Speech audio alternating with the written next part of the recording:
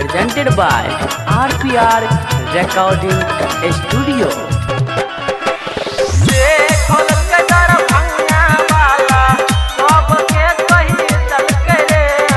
Chow mein खिया के छौरा भौजी के पटल कई रे हाँ भौजी के पटल कई रे हाँ भौजी के पटल कई रे आ देखो ललकै दरभंगा वाला सबके कही डलकै रे आ देखो ललकै दरभंगा वाला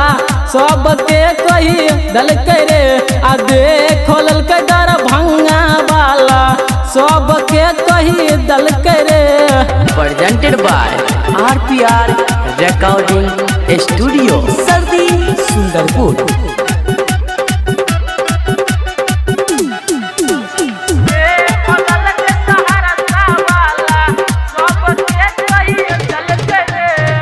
भौजी के चरे हल जवानी छौरा के देखल गेल रे छौरा से न देखल गेल रे छौरा के न देखल गेल रे आ देखल के सहारा सा वाला सबके कही डलकै रे देखल के सहारा सा वाला सबके कही डलकै रे देखल के सहारा सा वाला सबके कही डलकै रे सबके कही डलकै रे सबके कही डलकै रे। चौमिन खिया के अपना भौजी के पटल कई रे शादी के भैया एलै दिल्ली चल गेलै रे हाँ दिल्ली चल गेलै रे आ दिल्ली चल गेलै रे आ चौमिन खिया के छोड़ा अपना भौजी के पटल कई रे आ चौमिन खिया के अपना भौजी के पटल कई रे चौमिन खिया के अपना भौजी के पटल कई रे भौजी के पटल कई रे भौजी के पटल कई रे।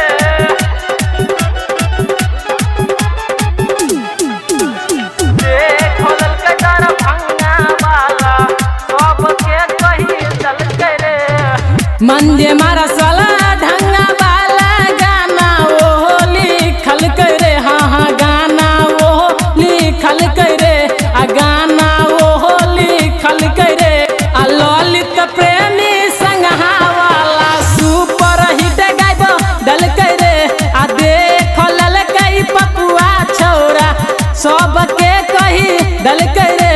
आ देखल ललकै गरीबाना छौरा सबके कही डलकै रे। चौमिन खिया के छौरा भौजी के पटल कई रे हाँ भौजी के पटल कई रे हाँ भौजी के पटल कई रे आ देखो ललकै दरभंगा वाला सबके कही डलकै रे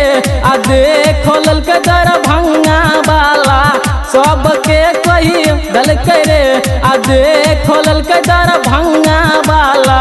सबके कही डलकै रे। RPR Recording Studio सर्दी सुंदरपुर।